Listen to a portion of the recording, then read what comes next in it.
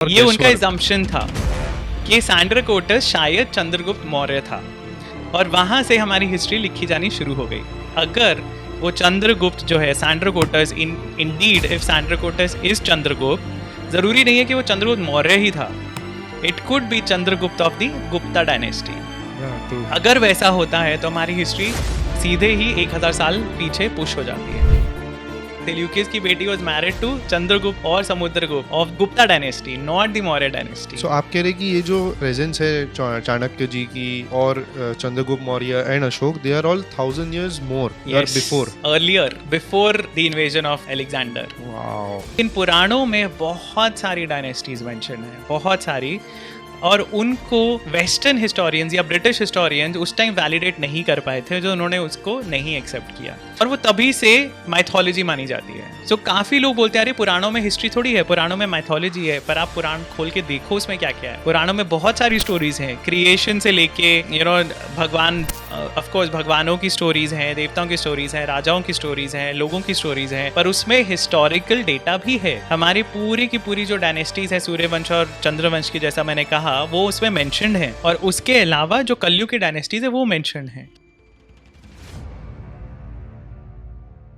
तो विष्णु पुराण में clearly mentioned है कि परीक्षित को जब क्राउन किया राजा युधिष्ठिर ने, क्योंकि अभिमन्यु की डेथ हो गई थी और उनके जो बाकी पुत्र थे वो सब भी अश्वत्थामा ने मार दिए थे। तो ये कमिंग टू महाभारत टाइमलाइन, सो हमारी हिस्ट्री में महाभारत कहाँ फिट होती है? सो अगर आप देखिए, महाभारत का जो टाइम बताया जाता है वो कलयुग के जस्ट पहले था, और पुराणों में ऐसा लिखा गया कि महाभारत वॉर होने के 36 साल के बाद कलयुग शुरू हो गया। So Mahabharata was at the cusp of yuga transition. शायद इसीलिए इतनी बड़ी वॉर हुई, क्योंकि yuga transition is not a small thing. So Mahabharata war का टाइमलाइन, आर्यभट्ट जो बहुत ही प्रसिद्ध एस्ट्रोनॉमर थे या एस्ट्रोलॉजर थे या ज्योतिष विज्ञान के बहुत स्पेशलिस्ट थे, मैथमेटिशियन थे, उन्होंने कैलकुलेट किया 3102 BC for Mahabharata war for beginning of Kalyug. अच्छा, तो मतलब उसके 36 ईयर्स पहले 3138 BC में महाभारत वॉर हुआ, खत्म हुआ बेसिकली। उसके 36 साल बाद कलयुग शुरू हुआ, और वो एक टाइमलाइन हमारे पुराणों में मिलता है। अब वो कलयुग जहां से शुरू हुआ 3000 में, क्या चल रहा था इंडिया में? अगर आप देखेंगे, इंडस वैली सिविलाइजेशन अपने पीक पे थी। इंडस वैली सिविलाइजेशन थी जरूर। हमारे सिनौली में, यूपी में, बहुत रीसेंट एक्सकवेशंस में पूरे के पूरे रथ मिले हैं। अच्छा, जो 4500 साल पुराने हैं। वाह। जो ज्यादा लोगों को पता भी नहीं है उसके बारे में, कि पूरे पूरे चैरियट्स हैं और वहां बैरी किए गए हैं विद प्रोबेबली हॉर्सेस के साथ उनको बैरी करते होंगे, या जो भी सोल्जर्स मरे उनके साथ उनके वेपन्स और चैरियट को बरी किया जाता होगा। तो जो उत्तर प्रदेश में, बट हमारे यहाँ पे तो जलाते हैं ना, मतलब हाँ, पर लेकिन वेदों में अगर आप देखेंगे तो अलग अलग पद्धतियां थी। So it was not common कि सब लोग ही एक ही तरह से, वो धर्म शास्त्रों में दिए गए हैं कि आपको क्रिमेशन करना है, लेकिन काफी जगह ऐसा भी है कि जो अनमैरिड थे उनको बरी किया जाता था। ओके। हाँ, या जो सोल्जर्स थे उनको भी काफी टाइम बरी किया जाता था। सो सिनौली में जो बरियल्स मिले हैं, माउंट्स मिले हैं, उसमें सोल्जर्स की ग्रेव्स हैं। तो वो, और इंटरेस्टिंगली वो सोल्जर्स मेल भी हैं और फीमेल भी हैं। फीमेल्स भी उनके साथ उनके वेपन्स बेरिड हैं साथ में, और मेल्स के साथ भी उनके वेपन्स बेरिड हैं। तो और पूरे के पूरे रथ हैं वहां पे, जो मेसोपोटामिया के, माना जाता था ऐसे कि मेसोपोटामिया में ही सबसे पहले चैरियट्स हुए, और आर्यन इन्वेजन थियरी जो बनाई गई थी उसमें ऐसा बताया जाता है कि चैरियट्स में वो वहां से आए, क्योंकि इंडिया में तो चैरियट्स थे ही नहीं।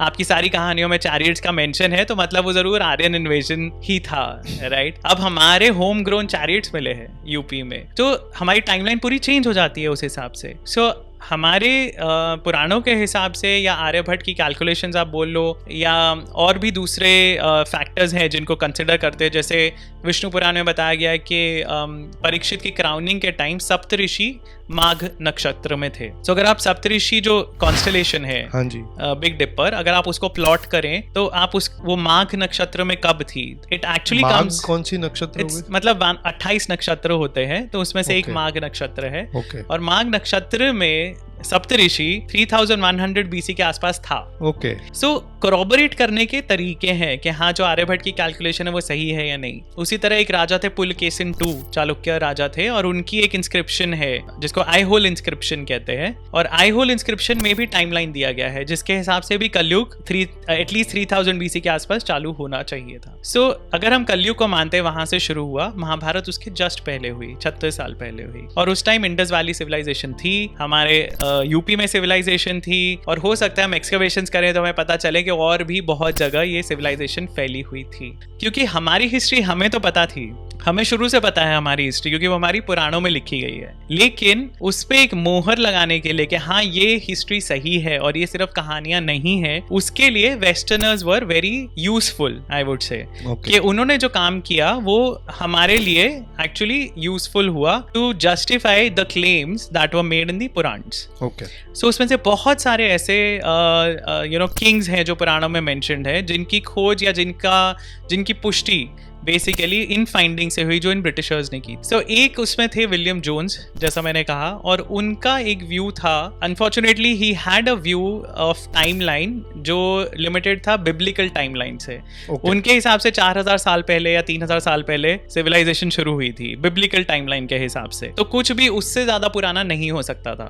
इवन प्रूफ है तो भी? हाँ, प्रूफ है। देखिए, प्रूफ तो कार्बन डेटिंग हो सकती है, कार्बन डेटिंग तब तक नहीं होती थी। अच्छा, राइट। तो आपके जो इंस्क्रिप्शंस हैं या आपको जो कॉइन्स मिल रहे हैं या आप उसमें से क्या, आप उसमें अगर कोई डेट्स लिखी हुई हैं, कोई कैलेंडर मेंशन है, तो आप उसको आप अपनी थियोरी के अंदर फिट कर सकते हो कि ये तो ऐसा लिखा है, ये रॉन्ग लिखा है। हाँ, रॉन्ग लिखा है या गलत लिखा होगा, या उसका इंटरप्रिटेशन आप अलग कर सकते हो ना, क्योंकि आपने ही बेसिकली डिसिफर की है लैंग्वेज, सो आप उसको अलग से भी बता सकते हो। सो ये कुछ लोग थे जिन्होंने कोशिश की एक्चुअली इंडियन हिस्ट्री जानने की, पर कहीं कहीं इन्होंने, बिकॉज जो उनके अपने सिद्धांत थे उनके साथ जो चीजें क्लैश होती थी वो इन्होंने नहीं एक्चुअली एक्सेप्ट किए जो ओरिजिनल हिस्ट्री लिखी गई थी। सो मैं पहला डेटा पॉइंट जो बताता हूँ हिस्ट्री का, जिसको मानते हैं वेस्टर्नर्स के हिसाब से या हिस्टोरियंस के हिसाब से, जो वेल प्रूवन है, वो था अलेक्जेंडर का इन्वेजन। राइट।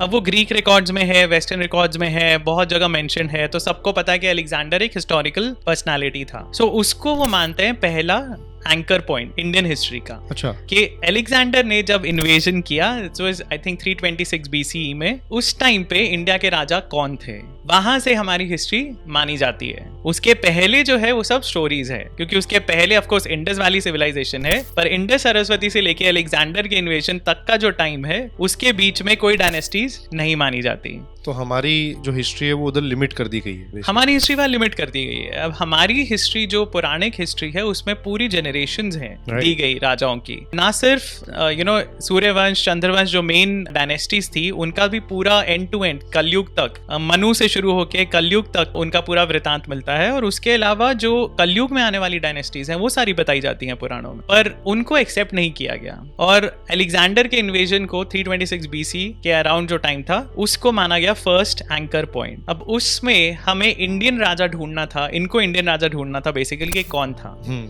सो ग्रीक रिकॉर्ड्स में जो एक राजा मेंशन है इंडिया का, he is called Sandrocottus. Okay. So Sandrocottus एक नाम मेंशन है कि सैंड्रोकोटस उस टाइम पे इंडिया में राजा बना आफ्टर अलेक्जेंडर। और ऐसी कुछ कहानियां भी कि सैंड्रोकोटस एक्चुअली मेट अलेक्जेंडर जब वो टीनेजर था। सैंड्रोकोटस टीनेजर था और अलेक्जेंडर ने जब इन्वेजन किया तो उस टाइम सैंड्रोकोटस का उससे एक एनकाउंटर होता है, नॉन मार्शल बातचीत होती है।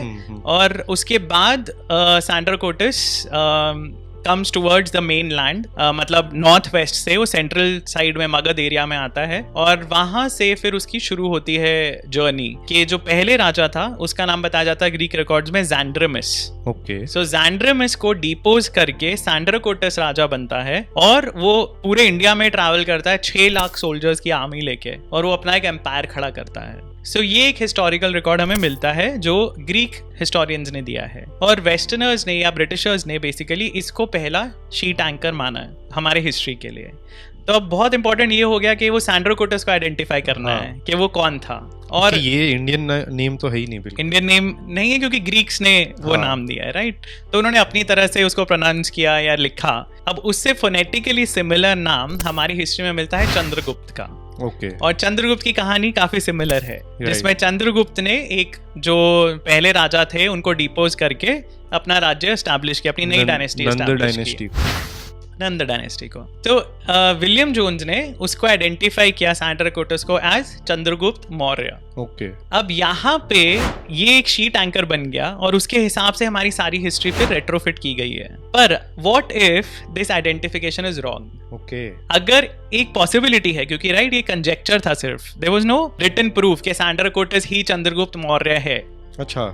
ये कहीं पे ऐसा लिखा नहीं गया है, ये उनका assumption था कि सैंड्राकोटस शायद चंद्रगुप्त मौर्य था, और वहां से हमारी हिस्ट्री लिखी जानी शुरू हो गई। लेकिन अगर ये चंद्रगुप्त मौर्य की जगह किसी और डायनेस्टी का चंद्रगुप्त होगा तो हमारी हिस्ट्री तो गुप्त डायनेस्टी एक है, तो एक गुप्ता डायनेस्टी है डेफिनेटली। और भी चंद्र नाम के या चंद्रमा चंद्रमश नाम के राजा हुए हैं अलग अलग। ओके। सो एक थियोरी ये है जो काफी इंडियन स्कॉलर्स ने जिस पे रिसर्च किया, और अनफॉर्चुनेटली आजकल कोई रिसर्च नहीं होती है इस पे, या मैंने तो नहीं देखी है, पर पुराने कुछ स्कॉलर्स ने उस पर रिसर्च की है।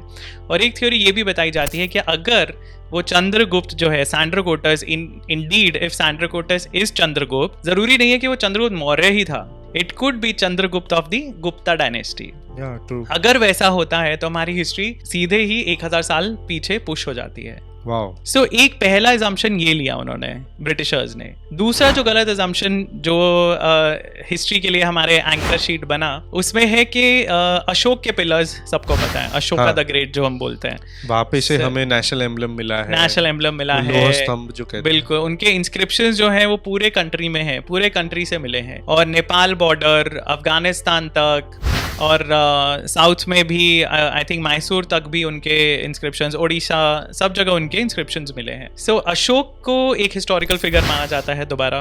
तो अशोक के जो एडिक्ट्स हैं, इंस्क्रिप्शंस हैं, जो हम मानते हैं कि अशोक के एडिक्ट्स हैं, वो सब प्राकृत लैंग्वेज में थे, and they were in Brahmi script. तो पहले तो किसी को ब्राह्मी स्क्रिप्ट ही नहीं पता थी कि, तो उसको डिसिफर किया गया, जिसके ऊपर अंग्रेजों ने काफी काम किया एक्चुअली। सो उन्होंने हेल्प की ब्राह्मी स्क्रिप्ट डिसिफर करने की, उन्होंने ही डिसिफर की बेसिकली। और उसमें वो इंस्क्रिप्शन जब हमने पढ़े, उन्होंने पढ़े बेसिकली, तो उसमें जो इन्फॉर्मेशन सामने आई उससे ये पता चला कि एक राजा था जरूर, जिसका राज्य, साम्राज्य अफगानिस्तान से लेकर इंडिया के चारों कोनों तक फैला हुआ था।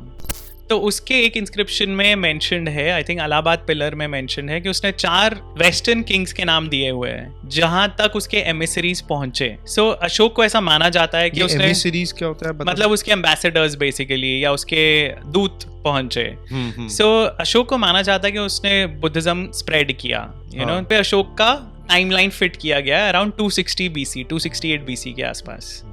सो ये सारी assumptions ही चल रही है। जो सबसे बड़ी मिस्टेक है, जो आई थिंक काफी हिस्टोरियंस को भी शायद पता है, but again nobody is doing anything about it, कि गुप्त काल जो है, गुप्ता जो पीरियड था, गुप्ता डायनेस्टी जो थी, उसको बोलते हैं इंडिया का सोने की चिड़िया जो हम बोलते हैं इंडिया को, we are talking about that Gupta age. अच्छा। क्योंकि उस टाइम में इंडिया बहुत प्रॉस्परस था, materially, culturally, literally, architecturally, there was so much happening. Arts में इतना कुछ हो रहा था, कल्चर में इतना कुछ हो रहा था, अरिथमेटिक में आर्यभट्ट, वराहमिहिर, कालिदास, ये सब उसी टाइम के हैं। अच्छा। सो इतनी सारी चीजें इंडिया में हो रही थी, उसको गोल्डन एज माना जाता है इंडिया का। और उनका जो टाइमलाइन है वो आता है एक assumption से वापस। हाँ। My God. सो एक अल बरूनी करके एक हिस्टोरियन थे या क्रॉनिकलर थे, जो इंडिया आए वेस्टर्न इन्वेजन्स के साथ, मुस्लिम इन्वेजन्स के साथ, इस्लामिक इन्वेजन्स के साथ, और उसमें उन्होंने रिकॉर्ड किया। उसका जो रिकॉर्ड है that is very very wide. India की सोसाइटी कैसी थी, कल्चर कैसा था, रिलीजन कैसा था, फेस्टिवल्स कैसे थे, लोग कैसे रहते थे, क्या खाते थे वगैरह, बहुत सारी चीज़ें उसने कवर की हैं। सो अल बरूनी के रिकॉर्ड्स में उसने मेंशन किया है कि गुप्ता काल था जो 320 CE में, CE is AD basically. तो पहले हम BC और AD बोलते थे, so now we use the terms before common era and common era. Yeah. So BCE and CE. So 320 CE में गुप्त काल खत्म हो गया था। ओके अब एक ब्रिटिशर थे एक और जिन्होंने उसका अल-बरूनी का लिखा हुआ रिकॉर्ड पढ़ा, उसको ट्रांसलेट किया, और उस ट्रांसलेशन में उन्होंने इतनी बड़ी मिस्टेक की है कि उन्होंने लिखा इंग्लिश ट्रांसलेशन में कि 320 CE से गुप्ता काल शुरू हुआ। वाओ, मतलब ये तो अलग लेवल का distortion, massive blunder. Was it even a blunder की पर्पसली किया गया? अब that we can't say, but there was a guy जिसका नाम था डॉक्टर फ्लीट, जिन्होंने ये ट्रांसलेशन किया है, और अल-बरूनी के लिखे हुए जो उन्होंने टाइमलाइन बताया था उसका उन्होंने मिस ट्रांसलेशन किया है, और ये बहुत लोग मानते हैं कि this is a miss translation. So this is not something जो मैं बोल रहा हूँ। आप अगर सर्च करोगे अल-बरूनी के बारे में आपको पता चल जाएगा कि ये मिस ट्रांसलेशन है, लेकिन हम वही मिस ट्रांसलेशन फॉलो कर रहे हैं, और हम गुप्ता काल को 320 CE से 4th सेंचुरी से बेसिकली मानते हैं कि वो चालू हुआ। पर अगर वो 4th सेंचुरी में खत्म हुआ तो हो सकता है वो बहुत पहले शुरू हुआ हो। इंटरेस्टिंगली जो हमारे सबसे महान राजा थे जो वो थे गुप्ता डायनेस्टी के समुद्रगुप्त। ओके। और समुद्रगुप्त ने अशोक के ही पिलर पे एक इंस्क्रिप्शन अपना भी डाला हुआ है। अच्छा। सो इलाहाबाद एक पिलर, इलाहाबाद में जो पिलर मिला था अशोक का, उसमें समुद्रगुप्त का भी एक इंस्क्रिप्शन है, और समुद्रगुप्त के इंस्क्रिप्शन में ये मेंशन है कि उसने एक बहुत बड़ी सेना लेके अलग अलग पार्ट्स के इंडिया के राजाओं को हराया। उसमें ये मेंशन है कि उसने उस जो नॉर्थ वेस्ट के जो राजा थे वो अपनी पुत्रियों को उसके साथ मैरिज में देना चाहते थे टू स्ट्रेंथन दी कॉन्टैक्ट्स। उसके इंस्क्रिप्शंस में मेंशन है कि उसने कलिंग को कॉन्कर किया। उसके इंस्क्रिप्शंस में मेंशन है he went right up to the south. तो मोस्ट प्रोबेबली ऐसा माना जाता है कि उसका जो मिलिट्री कैंपेन होगा, ऑफ कोर्स वो पहले पाटलिपुत्र से स्प्रेड होके ईस्ट और वेस्ट में जाके, और फिर वो ईस्टर्न कोस्ट से कलिंग के साथ साथ नीचे कोस्ट पे, I think till one of the states and one of the cities, main cities in Tamil Nadu, they had reached. Not the entire length of the country, पर काफी हद तक वो नीचे पहुंच गया था समुद्रगुप्त अपने कैंपेन्स में। और उसको ब्रिटिश हिस्टोरियंस भी मानते कि Samudragupta he is called the Napoleon of India. अच्छा। क्योंकि उसने इतने सारी कॉन्केस्ट की थी, और जो कॉन्केस्ट समुद्रगुप्त ने की थी, जो मेगास्थेनिस का सैंड्राकोटस है, इज एक्चुअली वेरी सिमिलर। क्योंकि वो बोलता है कि वो 6 लाख सोल्जर्स की आर्मी लेके पूरे कंट्री में घूमा। अगर आप देखेंगे चंद्रगुप्त ने, मौर्य ने नंदास को हराया था, राइट? और Nandas already had an empire. Chandragupta Maurya को कुछ भी करने की जरूरत नहीं थी। Okay. उसको जरूरत नहीं थी पूरे कंट्री में घूम के एम्पायर सेटअप करने की। उसने एक बना एम्पायर हड़प लिया था। सो जो सैंड्राकोटस की वो बात करते हैं कि वो 6 लाख सोल्जर्स लेके इंडिया भर में घूमा, वो चंद्रगुप्त मौर्य तो डेफिनेटली नहीं है। इंटरेस्टिंगली ग्रीक रिकॉर्ड्स में सैंड्राकोटस का नाम है, पर अशोक का नाम नहीं है कहीं पे। अगर अशोक अपने पिलर्स में लिखता है कि उसने एम्बेसडरीज भेजे, एम्बेसडर्स भेजे, जिनको आइडेंटिफाई किया जाता है ग्रीक किंग से, इजिप्शियन किंग से, पर्शियन किंग से, तो उनके रिकॉर्ड्स में अशोक का नाम क्यों नहीं है? ग्रीक रिकॉर्ड्स में कहीं पे अशोक का नाम मेंशन नहीं है। Neither the title of Devanampiya nor Ashoka Vardhan, ये नाम ही नहीं है ग्रीक रिकॉर्ड्स में। चंद्रगुप्त मौर्य का हमें पता है, उनकी जो स्टोरी है उसमें बहुत बड़ा रोल कौटिल्य का था, चाणक्य का था। हाँ जी। ग्रीक रिकॉर्ड्स में कहीं मेंशन नहीं है चाणक्य का। तो अगर वो चंद्रगुप्त मौर्य की बात कर रहे हैं तो ऐसा कैसे हुआ कि उन्होंने चाणक्य को मिस कर दिया? ऐसा कैसे हुआ कि उन्होंने अशोक, जिसने एम्पायर और ज्यादा बढ़ाया, उसके बारे में बात नहीं की है? स्पेशली अगर अशोक उनको एम्बेसडर्स भेजता था तो। राइट। और वो तो आप कह रहे हैं कि एम्बेसडर भेजना, पर जो उन अलेक्जेंडर के बाद में जो मैं नाम भूल रहा हूँ एकदम से, पर जो उनको टेक ओवर करते हैं उनके किंगडम को, सिल्यूकस नेक्टर या ऐसे कुछ नाम है, तो उनकी बेटी शादी करती है चंद्रगुप्त मौर्य से। तो अगर वो सही होता तो चाणक्य तो इतने बड़े प्रेजेंस थे। बिल्कुल। तो सेल्यूकस की बेटी प्रोबेबली, जो समुद्रगुप्त का इंस्क्रिप्शन है जिसमें मेंशन है कि नॉर्थ वेस्टर्न प्रोविंसेस के राजा, जो यवन राजा हैं, वो अपनी बेटियों को शादी में देते थे। पॉसिबली सेल्यूकस की बेटी वाज मैरिड टू चंद्रगुप्त और Samudragupta of the Gupta dynasty, not the Maurya dynasty. So आप कह रहे कि ये जो प्रेजेंस है चाणक्य जी की और Chandragupta Maurya and Ashoka, they are all 1000 years more or before, earlier, before the invasion of Alexander. Wow. So Alexander भी इंडिया में प्रवेश नहीं कर पाया था, राइट? पोरस के साथ उसकी लड़ाई हुई है, पर वो पोरस कौन है वो हमें नहीं पता। वो हमारे हिस्टोरियंस में हमारे हिस्ट्री में कहीं आता नहीं है। हाँ, हमारे हिस्ट्री में नहीं आता है। लेकिन अगेन जब आप पुराणों में जाते हो ना, तो पुराणों में मेंशन्ड है एक डायनेस्टी का जिसका नाम है पोरस। पोरस मेंशन्ड है कि पोरस राजा होंगे। आई थिंक 11 या 13 कुछ राजा मेंशन्ड है उसमें। हमारे अगेन विष्णु पुराण में जो मेंशन है बिंबिसार, अजात शत्रु, जो बुद्धा की स्टोरी से एसोसिएटेड है। तो बुद्ध जी की स्टोरीज जो एसोसिएटेड है उसमें बिंबिसार और अजात शत्रु इनका बहुत नाम आता है बुद्धिस्ट रिकॉर्ड्स में। और ये जो थे ये एक शैशुंगर डायनेस्टी थी, उसके राजा थे ये before Mauryas, before Nanda dynasty, Shishunaga dynasty थी या शैशुनाग डायनेस्टी बोलते हैं, तो उसके राजा थे। सो बुद्धा का भी टाइमलाइन पुश हो जाता है। अगर ये सब पहले 1000 साल पहले गए तो बुद्धा का भी जो टाइमलाइन अभी करंटली माना जाता है 500 साल, 500 BC, 526 BC के आसपास, तो उनका भी टाइमलाइन पुश हो जाता है पीछे। 1500 BC में चले। बिल्कुल बिल्कुल। और हमारी पुराणों में क्लियर मेंशन है कि परीक्षित की क्राउनिंग के बाद नंद डायनेस्टी आने तक 1500 साल निकल गए हैं, या उनके जो डायनेस्टीज दी हुई है उनको अगर आप टोटल करते हो so that is around 1500 years from Jarasandh. Jarasandh हमें पता है महाभारत का पार्ट था, कंस के ससुर थे। हाँ, कंस के ससुर जरासंध थे। तो जरासंध की डायनेस्टी थी बृहद्रथ डायनेस्टी जो मगध पे रूल करती थी। तो वहां से लेके नंद डायनेस्टी के शुरू होने तक 1500 साल निकल गए हैं। तो अगर आप मानते हैं कलयुग 3102 BC में अगर शुरू हुआ, रफली चलो लगा लो 3100 BC, 1500 साल आपने कम किए तो हम पहुंच गए 1600 BC तक, राइट? तो 1600 BC में मौर्यज should have come. And it kind of matches with the Buddha वाला भी जो बात किया। Exactly. In fact, आप अलग-अलग, मैं वही कह रहा हूँ, अलग-अलग तरह से आप corroborate कर सकते हो ये चीजें जो बुद्धिस्ट रिकॉर्ड्स हैं। So अशोक और बुद्ध के बीच में, महात्मा बुद्ध के बीच में 200 या 300 साल का ही डिफरेंस है। और इसीलिए बुद्धिज्म का प्रभाव इतना स्ट्रांग होगा उस टाइम पे कि अशोक ने खुद कन्वर्ट किया और उसने एम्बेसडर्स भेजे, मिशनरीज भेजे सॉर्ट ऑफ। और 1500 साल हमने वो लगाए, राइट? तो मौर्यज नंद डायनेस्टी तक, तो मौर्यज नंद डायनेस्टी के 100 साल बाद आए हैं। तो रफली अराउंड 1500 BCE में मौर्यज होने चाहिए। उसके बाद पुराणों में मेंशन है एक बड़ी डायनेस्टी थी, आंध्र डायनेस्टी। सो आंध्र डायनेस्टी या आंध्र भृत्य डायनेस्टी उसको बोलते हैं। ये सातवाहन राजा थे जिनके बारे में हमने बात की थी, right? The podcast has come the full circle now. Yes. So जो सातवाहन राजा थे, अगेन जिनके बारे में बहुत लोगों को नहीं पता, पर आप ये कह रहे हैं आंध्र? हाँ, वो आंध्र बेसिकली आंध्र ओरिजिन के थे। बट हमने जब पहले बात की थी वो नाला सोपारा मुंबई की बात की थी, तो वेस्ट और ईस्ट। देखिए इंडिया की जो बेल्ट थी ना, वो पूरी ईस्ट कोस्ट से वेस्ट कोस्ट तक वो पूरा सातवाहन किंगडम था। Okay, so they were not a small kingdom, they were not a small kingdom, empire था। हाँ, वो बेसिकली आंध्र रीजन के थे। तो उनको आंध्र विष्णु पुराण में मेंशन किया गया, आंध्र डायनेस्टी है या आंध्र भृत्य डायनेस्टी है। और इन्होंने पूरा वेस्टर्न कोस्ट तक एक पूरी इंडिया की बेल्ट इन्होंने कैप्चर की थी। और महाराष्ट्र का पोर्शन, मध्य प्रदेश का portion, Andhra of course, you know all that portion, ये सारा का सारा उनके किंगडम का पार्ट था।